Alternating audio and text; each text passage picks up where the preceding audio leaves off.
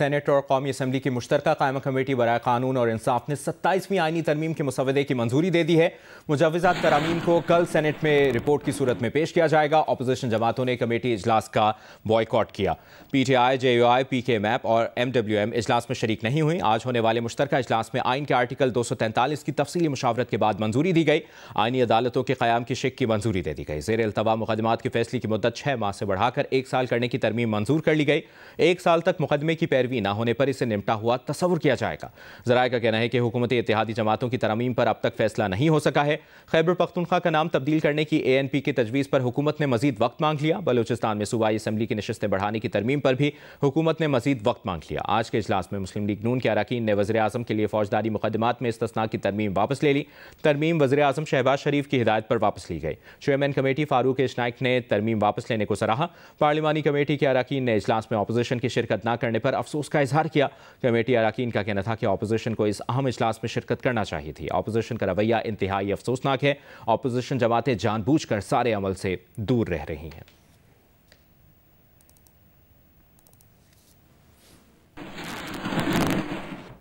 Senate और कौमी assembly की मुश्तरका कायमा कमेटी बराए कानून और इंसाफ के सरबराह सेनेटर फारूक एच नाइक ने कहा है कि कमेटी ने बुनियादी मुसवदे की मंजूरी दे दी है। कमेटी ने कुछ तरामीम का इख्तियार उन्हें और वज़ीर कानून को दिया है।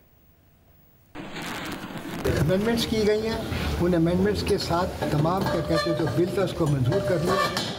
एक तो क्लॉजेस के ऊपर मुझे और लॉ मिनिस्टर साहब को इख्तियार दिया गया है कि आप इसके अंदर कोई चेंज करना चाहें तो कर सकते हैं। सदर जरदारी के तमाम मुकदमात खत्म हो गए हैं। सदर जरदारी के पुराने अभी तो बिल पास ही नहीं हुआ। आपके कैसे सोच नहीं, बिल में क्या तजवीज़ किया? क्यों नाराज हो? तजवीज़ क्या? नाराज क्यों हो? तजवीज़ क्या? वज़ीर आज़म शहबाज शरीफ ने कहा है कि अज़रबैजान से वापसी पर उन्हें बताया गया कि उनकी पार्टी के चंद सेनेटर्स ने वज़ीर आज़म के इस्तिस्ना से मुतालिक तरमीमी शिक पेश की है। वज़ीर आज़म ने कहा कि यह तरमीमी शिक काबीना से मंजूर शुदा मुसवदे में शामिल नहीं थी। मुअज़्ज़ज़ सेनेटर्स का शुक्रिया अदा करते हुए उन्होंने यह तरमीम फिलफौर वापस लेने की हिदायत की। मुंतखब वज़ीर आज़म यकीनन कानून और आवाम की अदालत में जवाबदेह है।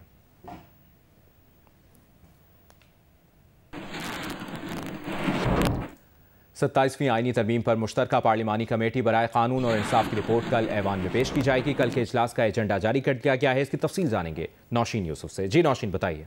जी बिल्कुल, कल सेनेट में मंजूरी के लिए पेश की जा रही है 27वीं आईनी तरमीम। पहले एजेंडा आइटम के तौर पर सेनेटर फारूक एच नाइक जो है वो कायमा कमेटी कानून और इंसाफ की 27वीं आईनी तरमीम से मुतालिक जो है वो रिपोर्ट पेश करेंगे। और इसके बाद जो है सेनेट के आखिरी एजेंडा आइटम के तौर पर, अभी तो 43 एजेंडा आइटम के तौर पर शामिल किया गया है कि सेनेटर आजम नजीर तारर बिल पेश करने की तारीख पेश करेंगे, जिसके बाद सेनेट जो है 27वीं आईनी तरमीम जो है उसकी मंजूरी के लिए जो बिल है वो कल सेनेट में पेश कर दिया जाएगा। और सेनेट का एजेंडा जारी कर दिया है 27वीं आईनी तरमीम कल मंजूरी के लिए सेनेट में पेश कर दी जाएगी। जी बहुत शुक्रिया आपका नौशीन यूसुफ, आपने अपडेट किया। वज़ीर आज़म की जानिब से इत्तेहादी जमातों के सेनेटर्स के एजाज़ में वज़ीर आज़म हाउस में इशाइया दिया गया। इशाइये में इत्तेहादी जमातों के सेनेटर्स और वफाकी वज़रा शरीक हैं। मुस्लिम लीग नून, पीपल्स पार्टी, MQM, BAP और अवामी नेशनल पार्टी के सेनेटर्स शरीक हुए। ANP के सेनेटर अरबाब उमर फारूक और सेनेटर हाजी हिदायतुल्लाह भी इशाइये में शरीक हुए। ज़राए का कहना है कि वज़ीर आज़म ने शुरका से सेनेट में 27वीं आईनी तरमीम के हक़ में वोट की दरख्वास्त की। वज़ीर आज़म ने सेनेट में इत्तेहादी अरकान को कल सुबह नाश्ते पर भी मदऊ किया है। PTI के सेनेटर अली जफर ने कहा है कि कौम का इत्तफाक राय 27वीं आईनी तरमीम पर नहीं है। इत्तफाक राय और कसरत राय अलहदा चीज़ें हैं। इत्तफाक राय ना हो तो आईनी तरमीम कोई नहीं मानेगा। सेनेट में खिताब करते हुए अली जफर का कहना था कि सुप्रीम कोर्ट की सारी ताकत एक वफाकी आईनी अदालत को दी जा रही है। हुकूमत खुद ही आईनी अदालत के जज तैनात करेगी और खुद ही अपने हक में फैसले लेगी। ये तरमीम अदलिया को एग्जेक्टिव के कंट्रोल में ले जाएगी।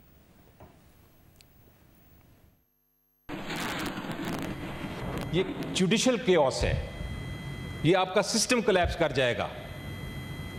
इसके बारे में सोचा ही नहीं कि एक और शिक मुझे नज़र आई इस 27th अमेंडमेंट में। शायद ये सब कुछ उसी लिए हो रहा है, ये गिव एंड टेक, और वो है एमनेस्टी।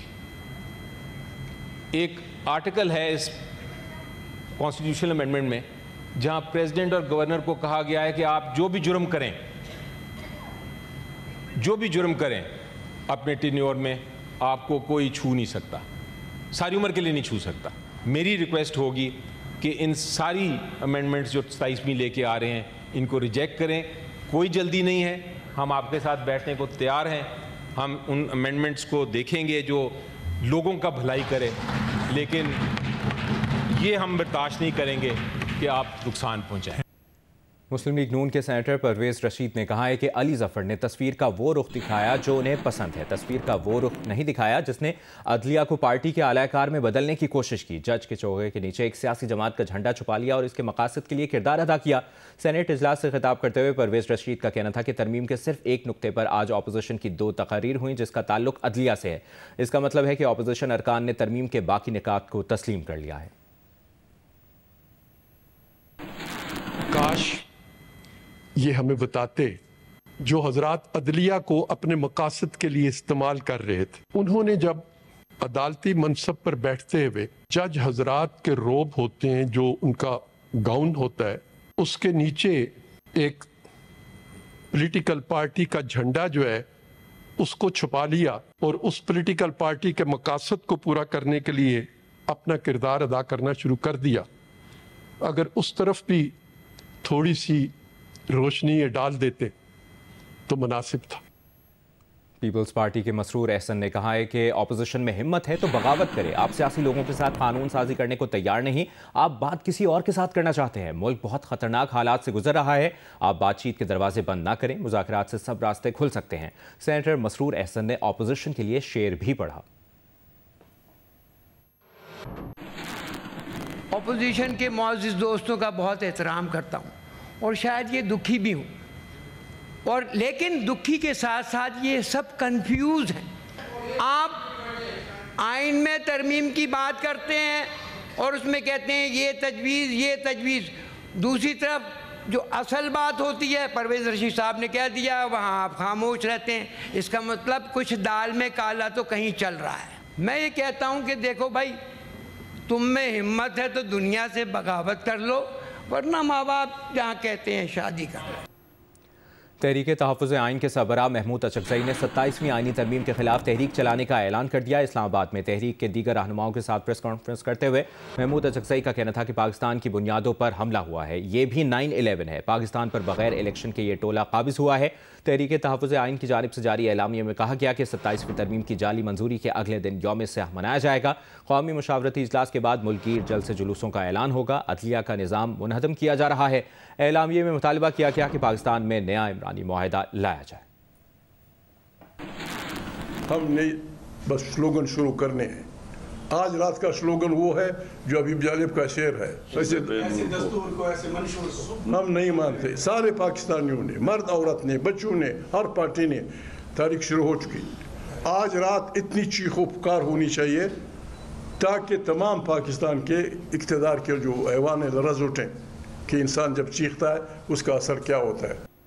नायब वज़ीर आज़म इसहाक डार ने कहा है कि आइनी अदालत से मुतालिक मीसाक जमहूरियत की तजवीज़ पर बानी PTI के दस्तखत भी मौजूद हैं। सेनेट में खिताब करते हुए इसहाक डार ने कहा 2006 में लंदन में बेनज़ीर भुट्टो शहीद और नवाज शरीफ के दरमियान साइन होने वाले COD से न सिर्फ बानी PTI बल्कि मौलाना फजल रहमान और असफंदियार वली समेत तमाम सियासी जमातों के सरबराहों ने इत्तफाक किया था।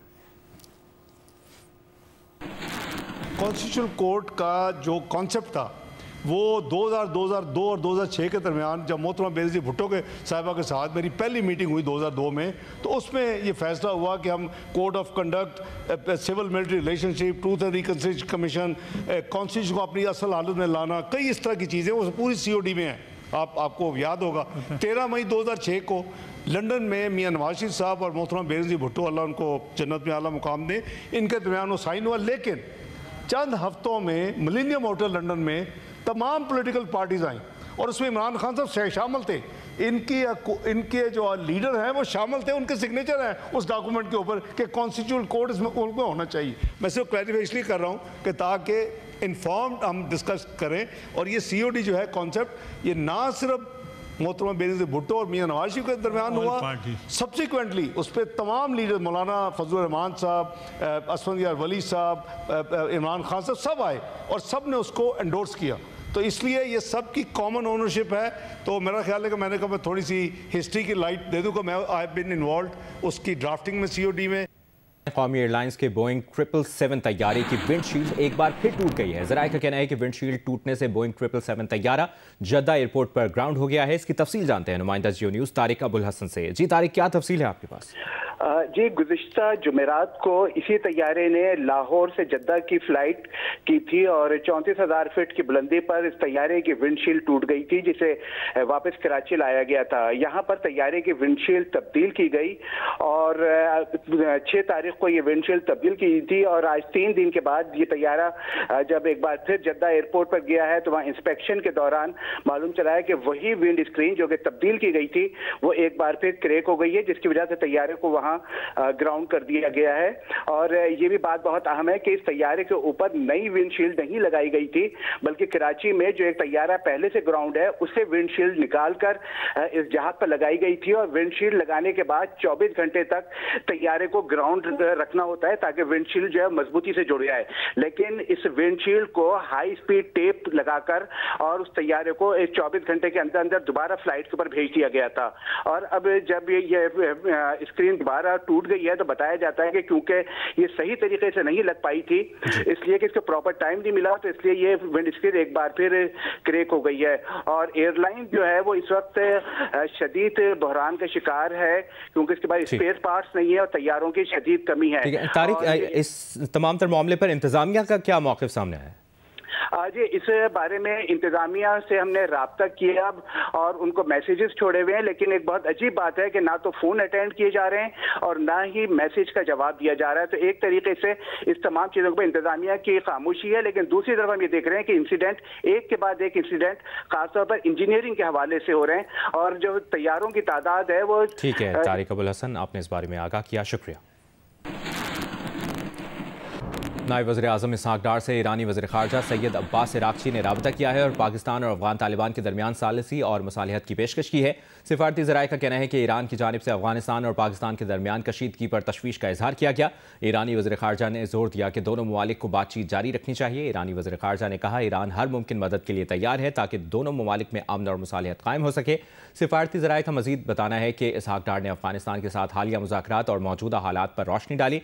इसहाक़ डार ने कहा कि इलाक़ाई अमन और इस्तेहकाम का बरकरार रहना नहायत अहम है। दोनों फरीकों ने इस मामले पर राबते और मुशावरत जारी रखने पर इत्तफाक किया। ईरानी वज़ीर ख़ारजा ने अफ़गान वज़ीर ख़ारजा अमीर खान मुत्तकी से भी टेलीफोनिक राबता किया।